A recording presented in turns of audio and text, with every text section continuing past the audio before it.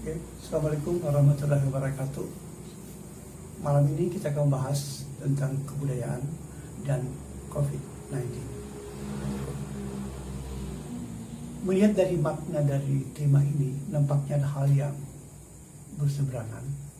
Karena bagaimanapun kebudayaan adalah hasil cipta karya manusia, sedangkan COVID adalah sesuatu virus yang sangat berbahaya. Namun demikian, kita akan mencoba menghubungkannya dengan tema ini agar bisa bertemu. Kalau kita mengatakan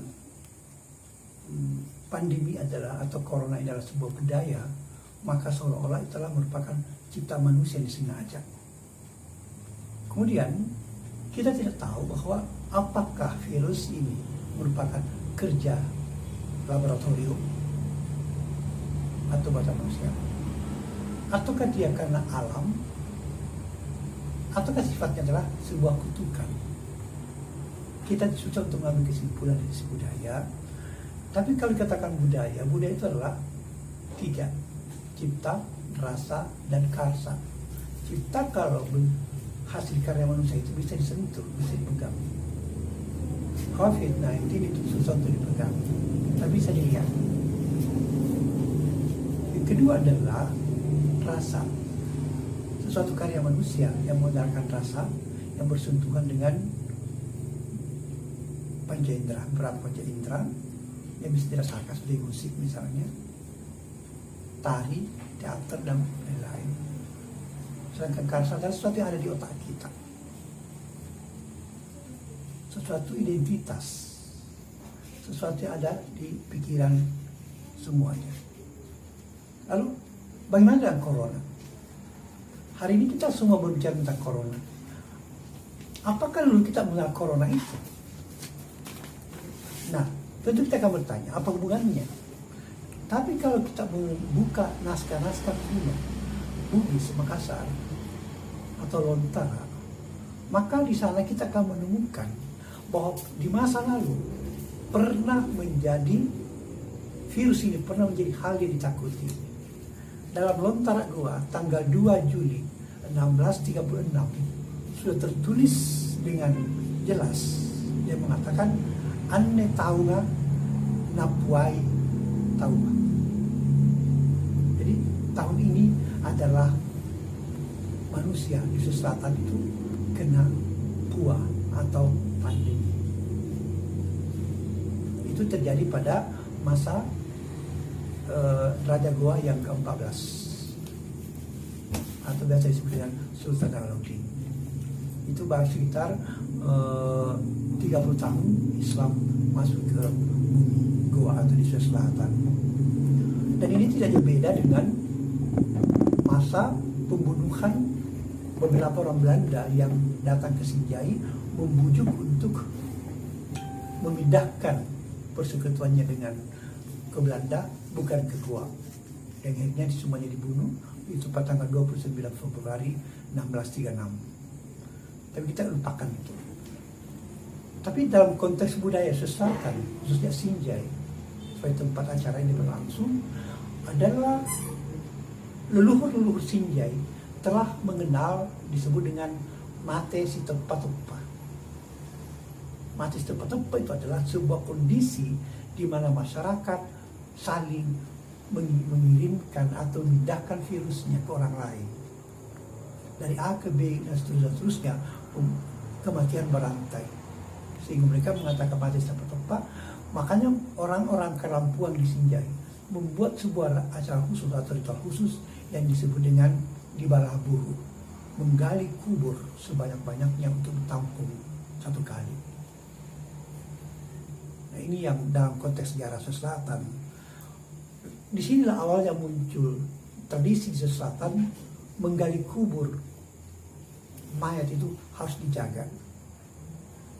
Karena orang mengatakan lain untuk orang lain digalikan, tapi orang lain justru yang mengisi. Ini sebuah kondisi masa lalu. Kemudian papasan-papasan orang-orang Bugis Makassar juga mengenal adanya faham atau sebuah pemberitahuan bahwa hati-hati dengan virus.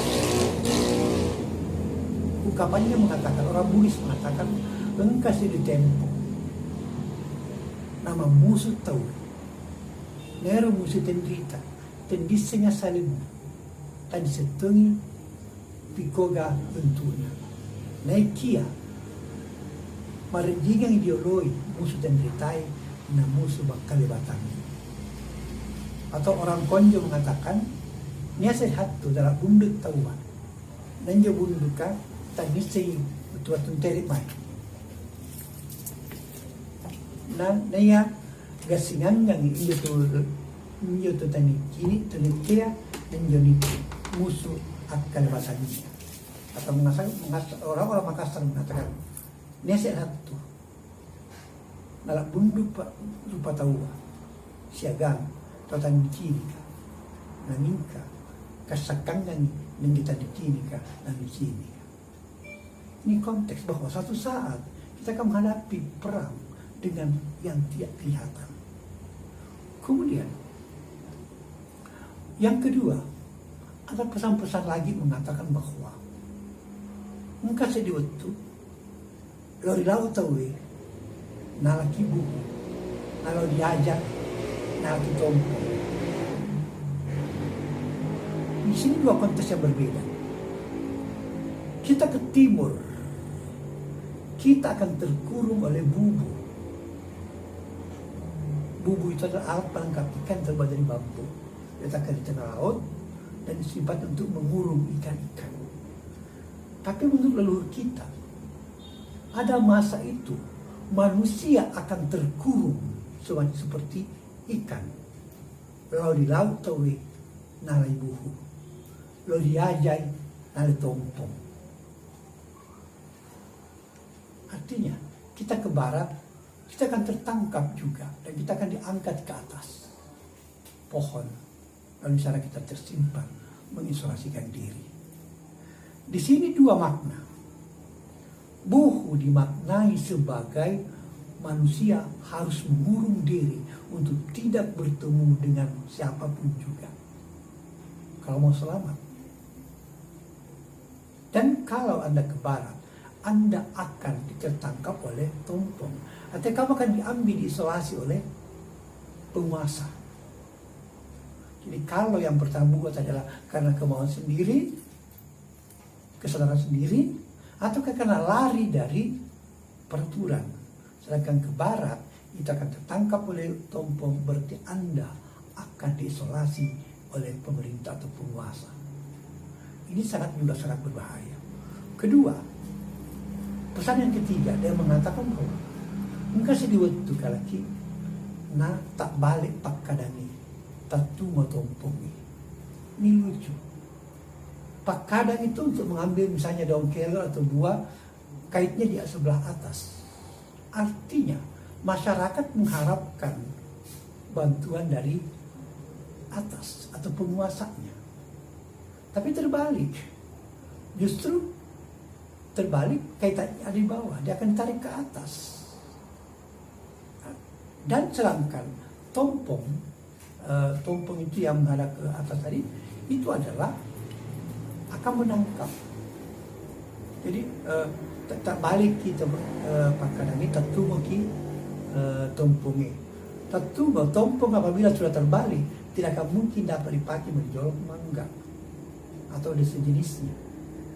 Artinya kalau masyarakat dengan pemerintah tidak sejalan, sefaham, apa tindakan pemerintah atau apakah regulasi pemerintah atau peraturan pemerintah dikeluarkan tidak diindahkan oleh masyarakat, maka ini akan terjadi. Maka yang akan muncul adalah disebut dengan mak bisyara nih tahu PPW, masuk buni tahu ditajengi, mas calinge nih tahu tarui, lari nih tahu pesoe, mak bisyara itu PPW. Artinya apabila sudah terjadi kondisi ini, maka akan muncul masyarakat jenis baru, kelompok-kelompok baru. Orang buta sudah mau bisa melihat. Orang tuli yang tadi mengatakan macalingin itu taruh. Orang tuli pun sudah ikut mendengar. Kita entah hutai. Orang buta pun sudah melihat kiri kanan. Tofesoe, orang lumpuh pun bisa berlari. Artinya, karena kondisi ini, maka masyarakat akan muncul banyak pengamat-pengamat baru yang bukan kompetensinya. Apakah ini terjadi? Ya kita tidak tahu. Bahwa ada orang yang selama ini tukang kayu, akhirnya sudah menjadi tokoh agama, berbicara tentang agama. Karena selama ini tukang jahil sudah menjadi dokter, berbicara tentang virus, macam-macam. Tetapi di lain sisi, kalau tertunggu nih tompu ini, maka kondisi-kondisi pemerintahan atau orang yang harusnya melindungi rakyat itu akan terbalik. Dan ini pakiswiana sarai. Artinya jiwa yang harusnya melindungi masyarakat dengan dakwah-dakwahnya itu akan berkurang. Mandri pasosuknya sudah menerima sogok pelaksana keadilan. Kemudian mandri karetnya rumi. Pemimpin sudah bisa korupsi. Sudah meresah di jemaah. Masyarakat entah berlindung kemana. Dalam kondisi dua, rakyat yang sudah tidak peduli, percaya kepada pemerintahnya, pemerintah juga tidak memperhatikan rakyatnya, maka muncullah pesan berikutnya. Dia akan mengatakan masyarakat akan bekel di batang lame, matekan batang lame aja. Jadi batak kandora dia bekel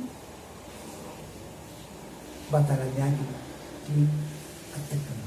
Artinya masyarakat akan menggunakan ban atau perikat perut dari batang ubi jalar dan berjalan akan menggunakan tongkat dari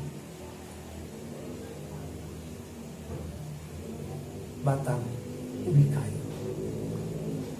Nah, kalau kita sampai ke tahap itu, maka naudzubillah min dzalik. Masyarakat hanya akan mementingkan perutnya, kemana-kemana akan berjalan, yang di otaknya hanya bagaimana mendapatkan makanan.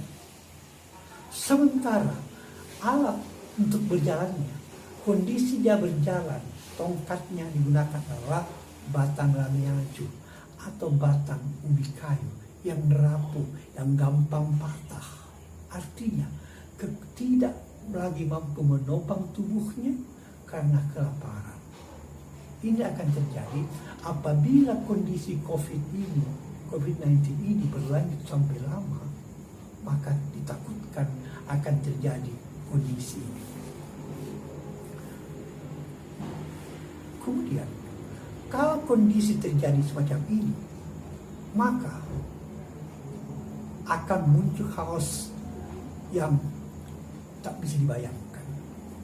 Leluhur kita mengatakan, mungkas diwetu, taulai manasu, taulai pe, taulai mandi. Kondisi yang kita hadapi apabila dalam kondisi begini, berlarut-larutnya COVID-19 ini, maka akan terjadi kondisi di mana orang memasak nasi lain yang turunkan. Tapi yang menurunkan itu bukan lagi yang makan, justru orang lain lagi yang menikmatinya. Jadi taulai manasut, taulai peki, taulai mandri. Orang lain yang memasak, orang lain yang menurunkannya, tapi orang lain yang menikmatinya. Jadi orang Bugis mengatakan dirapiki silakan. Tendirapi mau pergi tulak balaki bikawiti itu dan dinilai kira untuk itu maka diharapkan pada kondisi ini maka beruntunglah kita untuk apabila tidak merasakannya, tapi alangkah ruginya apabila kita merasakan kondisi semacam ini. Jadi dengan demikian maka belajar dari leluhur kita itu juga sangat penting dirasakan agar kita terbebas dari COVID-19 ini. Karena kalau terjadi maka kondisi saling makan itu akan kita rasakan. Salah satunya adalah dengan memperkuat kebudayaan kita. Kita harus menggali kearifan-kearifan lokal kita yang pernah diajarkan oleh leluhur kita untuk menjadi jalan ke depan, melangkah menjadi sebuah kekuatan baru. Nah sekarang, apa solusi yang ditawarkan? Dari sisi budaya, kita melihat bahwa saat ini pemerintah kita telah menerapkan beberapa kebijakan. Hanya saja kebijakan itu sedikit bertentangan dengan kondisi keseharian masyarakat kita. Kita melihat bahwa masyarakat Sulawesi Selatan, maaf karena kita harus bicara Sulawesi Selatan karena malam ini kita bertema tentang kebudayaan Sulawesi Selatan, saya angkat sebagai budayawan Sulawesi Selatan, maka kita mengenal istilah situlik-tulung, si Pauli, si Paturung. Artinya mengenal budaya gotong royong yang sangat kental pada masyarakat kita, terutama masyarakat pedesaan. Tetapi berlaku tidak gotong royong ini apabila pemerintah menghendaki adanya social distancing, menjaga jarak antar sesama. Sementara kalau bergotong royong harus mengumpulkan banyak orang untuk bekerja sama menyelesaikan sebuah masalah. Sementara pemerintah menginginkan adanya social distancing tadi, menjaga jarak antar sesama. Ini sangat kontradiktif, agak kontras misalnya. Yang kedua adalah ada disebut dengan sitaita, sifat masing-masing. Sementara kita diharapkan untuk mengisolasi diri. Apakah diisolasi secara sendiri, kesadaran sendiri, atau diisolasi karena kebijakan pemerintah ditampung pada tempat-tempat tertentu. Berarti agak kontras dengan budaya kita disebut dengan sitaita tadi, coba masing-masing saling melihat, saling berkunjung. Kalau kita sudah berisolasi, kita tidak akan peduli dengan tetangga.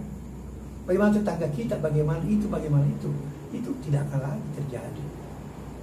Nah sekarang, tapi yang masyarakat kita hari ini kan sudah masyarakat kapitalis, artinya mementingkan diri sendiri. Akan muncul egoisme baru. Dan ingat, Herbert Spencer, seorang sosiolog Inggris, mengatakan bahwa dalam kondisi lapar, dalam kondisi capek, dalam kondisi tertekan, bisa saja masyarakat saling mangsa, akan saling bunuh. Ini sangat berbahaya. Kalau dikatakan the survival of the fittest, maka untuk kehidupan, untuk keselangsungan hidupnya, mereka harus saling mangsa, harus saling makan. Maka itulah sangat berbahaya. Mudah-mudahan tidak terjadi. Kedua adalah karena masyarakat kita itu sangatlah masyarakat yang sifatnya sangat suka bergotong royong dan macam-macam yang harus terisolasi macam-macam. Masyarakat kita sebenarnya adalah masyarakat yang altruistisme, itu saling menjaga, saling melindungi. Dan itu kalau dengan munculnya wabah semacam ini, maka saya kira agak susah untuk kita nikmati.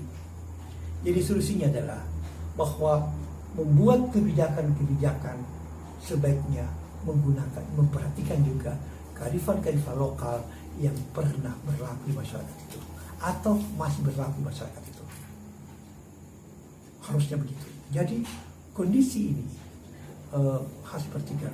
Misalnya masyarakat kita di selatan atau di Sinjai misalnya, untuk ketahanan pangan misalnya, masyarakat kita mengenal berapa cara. Orang Bugis mengatakan adalah puase. Masyarakat sampai hari ini, masyarakat masih banyak yang menyimpan persediaan makanan untuk ketahanan pangannya. Orang Bugis mengatakan adalah puase. Di masyarakat Makassar atau Konjo, mereka mengenal para-para, tempat menyimpan persediaan makanan. Ataukah orang-orang Toraja, saudara kami di Toraja, mengenal istilah alam. Jadi bagaimana persiapkan? Saat ini di Sinjai misalnya, masih ada kelompok masyarakat, katakanlah Karangtuang, di tiap rumahnya, di loteng rumahnya, masih banyak masyarakat menyimpan padi berikat-ikat hanya untuk menyimpan persediaan makanan untuk ketahanan pangan. Bahkan saya pernah menikmati bersama Ibu Bupati Sinjai periode dulu, Ibu Felicitas, istri dari Bupati Sinjai lama, Pak Rudianto Asapa. Kami pernah menikmati makanan yang telah disimpan selama 30 tahun lebih.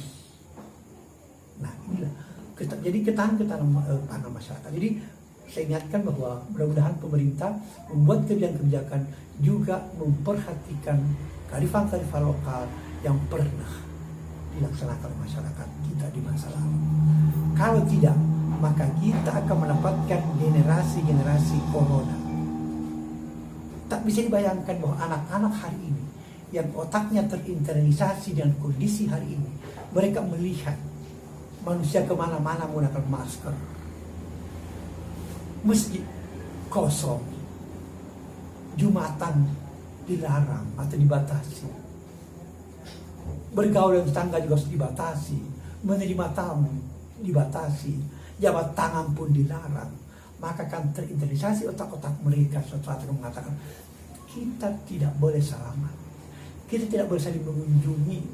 Nah sekarang tugas kita orang-orang tua di rumah memberitahukan dengan jernih kepada anak-anaknya bahwa kondisi ini tidak untuk selamanya. Hanya kebetulan kita kena virus corona sehingga harus menjaga jarak yang sama. Kita harus mengisolasi diri, kita harus menggunakan masker, kita tidak boleh sembarang menerima tamu agar kita bebas dan kita menjadi pemutus mata rantai